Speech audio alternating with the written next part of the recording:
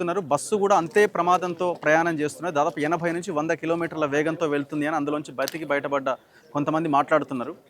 Tipper కూడా పరిమితికి మించి అందులో కంకర వేశారు. 42 టన్నుల కెపాసిటీ ఉండాల్సిన ఆ టిప్పర్ దాంట్లో కంకర దాదాపు 50కి పైన టన్నుల కంకర ఉన్నది.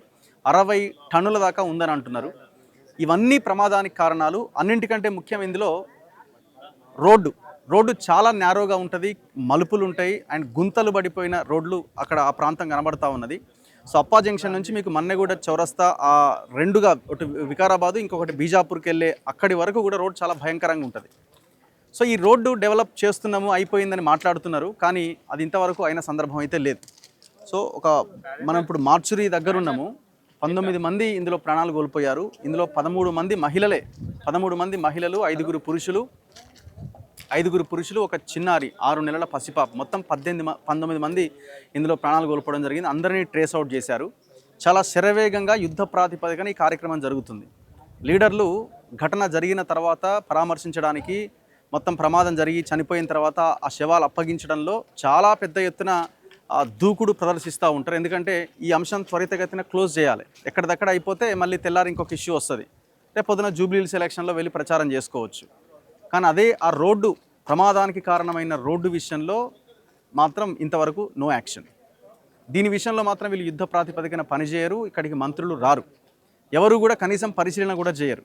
ఇప్పుడు చనిపోయారు కాబట్టి చూడండి, మొత్తం మార్చురీ అంతా ఎక్కడెక్కడి నుంచో ఈ వెహికల్స్ తీసుకొచ్చి ఈ వెహికల్స్లో ఎవరి ఇళ్ళకి వాళ్ళ ఆ బాడీస్ని పంపించే ప్రయత్నం చేస్తున్నారు. ఒకవైపున ఆ కుటుంబ సభ్యులందరూ, బంధువులందరూ ఏడుస్తున్నారు. ఇక్కడ మార్చురీలో పోస్ట్ మార్టం కంప్లీట్ చేస్తున్నారు. చాలా వేగంగా ఉస్మానియా నుంచి, గాంధీ నుంచి మొత్తం డాక్టర్లందరినీ తీసుకొచ్చారు, పోలీసులను పెట్టిరు, మున్సిపాలిటీ వాళ్ళని పెట్టిరు, 100 మంది ఎంప్లాయీస్ని పెట్టి ఇమీడియట్గా ఎవరి ఇంటికి వాళ్ళ బాడీని ఫాస్ట్గా పంపించేస్తున్నారు. ఎందుకంటే ఏమాత్రం ఆలస్యం చేసినా మళ్ళీ ఇది పెద్ద గొడవ అవుతుంది, ఇది అవుతుంది.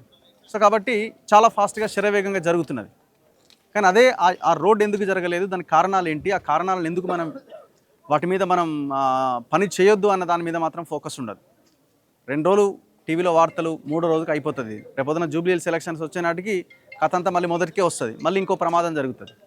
ఇదే రోడ్డు మీద 3 నెలలు 4 నెలల క్రితం ఒక లారీ 7గురు రోడ్డు మీద కూరగాయలు అమ్ముతున్న వాళ్ళ మీదకి లారీ వెళ్తే దాదాపు 7 మంది ప్రాణాలు కోల్పోయారు అక్కడెక్కడే స్పాట్లో. మొన్న చేవెళ్లలో ఒక ప్రమాదం జరిగింది, 3 చనిపోయారు. ఇవాళ ఇది ఉదయం 19 మంది ప్రాణాలు కోల్పోయారు. చాలా దారుణం. కుటుంబాలన్నీ ఆగమైపోయినాయి, చిన్నాభిన్నం అయిపోయినాయి.